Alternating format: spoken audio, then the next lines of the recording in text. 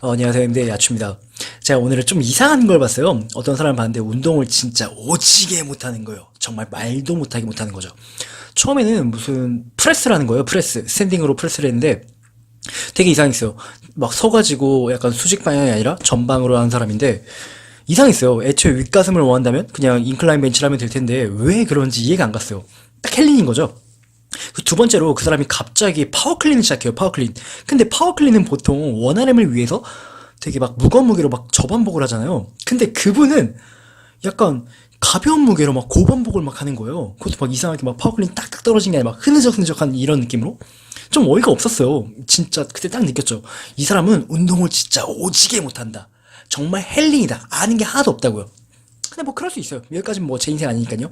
근데 세 번째로 갑자기 무슨 여기 팔뚝이죠, 팔뚝. 팔뚝에다가 바벨을 껴놓고 데드리프트를 하는 거예요.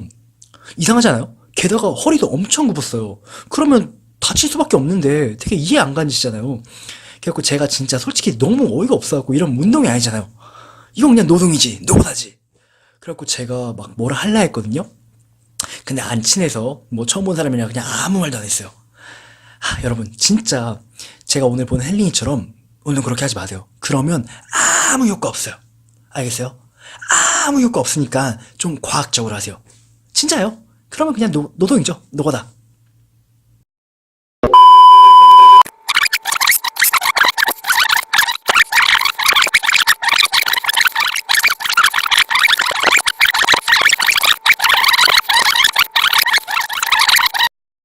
네, 운동 짬이 있는 분들은 뭔가 이상하다는 걸 느꼈을 거예요. 결론적으로 얘기하자면 목적에 따라 좋은 운동과 나쁜 운동이 달라지는 것 같아요. 나쁜 운동은 없죠, 정확히 말하면. 우선 첫 번째로 말한 그 앞으로 던지는 프레스? 이거는 본다척 프레스라고 말해요. 그 소련의 아나톨리 본다척이라는 사람인데요. 이 사람은 해머 던지기 선수였어요. 그리고 올림픽 금메달리스트죠. 이 사람은 해머 던지기를 했던 사람인데 해머 던지기의 특성상 앞으로 전방으로 자신의 전신의 힘을 다 써서 던져야 돼요. 그렇기 때문에 스탠딩 상태에서 전신의 힘을 다 써서 던지는 본다척 프레스를 만든 거죠. 물론 벤치나 프레스 이런 게 좋을 수 있어요. 근데 벤치는 전신의 힘을 못 쓰고 프레스는 앞이 아니라 위로 나가는 거잖아요. 그래서 뭐 보디빌딩이나 다른 걸 하는 사람한테 이상해 보일 수 있지만 해머 던지기 그 사람한테는 이 본다척 프레스가 실전이었던 거예요.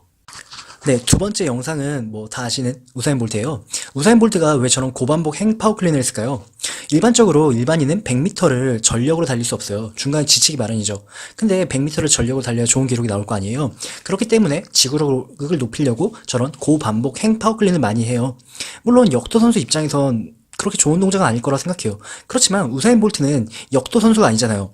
그리고 참고로 파워클린도 되게 다양한 게 있는데요. 일반적으로 역도를 나가는 게 아니라 뭐 NFL이나 뭐 종합격투기 뭐 이런 분들은 머슬 클린이라는 걸 해요. 머슬 클린이 뭐냐면은 그냥 뭐 더블 리밴드를 쓰지 않고 약간 좀 반동을 줄인 파워클린이라고 보시면 되는데요. 이게 역도 입장에선 되게 구려요. 구려요. 솔직히 인정해요. 하지만 그 사람들은 역도를 하는 게 아니라 다른 종목을 하는 거잖아요. 이해 가세요? 마지막에 말할 건 너무 유명하죠. 제르세요. 저철하고도 하고요. 제 친구가 그 레슬링 되게 오래 했거든요. 근데 얘는 제르세 저철 되게 많이 했어요. 왜냐하면 기본적으로 레슬링은 뭐 상대방을 던져야 되잖아요. 이게 약간 데드리프트랑 비슷해요. 그런데 상대방은 반항을 하잖아요. 반항을 하죠. 그래서 항상 뭐 올바른 자세로 뭐 미드풋에 위치하고 이렇게 던질 수가 없어요. 그렇기 때문에 약간 좀 변칙적으로 제르세 이렇게 허리가 굽는 걸 일부러 연습하는 거예요. 이해가요? 물론 허리가 굽는 동작 자체가 부상을 야기할 수 있어요. 그건 저도 인정해요. 그렇지만 실전에서 레슬링이라면은 실전에서 그런 동작이 되게 많이 나오니까 레슬링 입장에선 정말로 제르세가 가장 실전적인 동작인 거예요. 이해가세요? 몇 가지 예를 더 들어볼까요? 복싱의 위빙, 펀치를 피하기에는 상당히 좋은 방법이에요. 그러나 킥이 있다면 아주 좋지 못한 방법이죠. 위빙을 했을 때 상대방이 킥을 차면 상대방 정강이에 자신의 머리를 꼬라박는 짓이니까요. 반대로 킥복싱의 이야기를 해볼게요. 킥복싱에서는 상당히 좁은 스탠스를 잡아요. 그렇게 하지 않으면 상대방의 로우킥을 욕하방 할 수 없어요. 그러나 복싱에서는 역으로 상대적으로 넓은 스탠스를 잡아요. 왜일까요? 그래야 전 후진 스텝을 원활하게 밟을 수 있기 때문이에요. 킥이 없으니까. 그리고 레슬러들은 바닥에 누워야 할 때 최대한 넓게 온몸을 펴서 누우려고 해요. 그래야 기저면을 최대한 넓힐 수 있고 그래야 상대방이 자신을 넘기려고 하는 걸 방어할 수 있거든요. 근데 유도에서 이런 식으로 하면 망해요. 팔, 다리, 그리고 목이 무방비이기에 곧바로 안바나 초크가 들어오죠.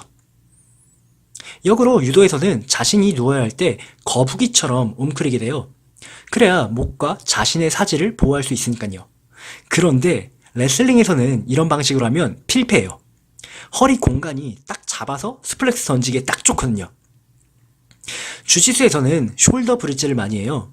대신 레슬링에서는 숄더 브릿지는 잘 안 하고 넥 브릿지를 많이 하죠. 왠지 알아요?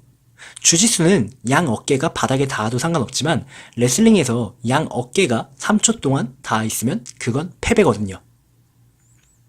레슬링에서는 일반적으로 언더훅을 내준다고 하면 불리하다고 해요. 하지만 유도식 테이크다운을 한다면 언더훅을 내줬을 때 다양한 공격을 할 수 있기에 다양한 공격법이 될 수 있어요. 그리고 레슬링에서는 언더훅을 내주면 불리하다고 하지만 무에타이에서는 뺨 클린치가 있기에 언더훅을 잡아도 목이 잡히면 끝이에요. 언더훅과 전혀 상관없어요.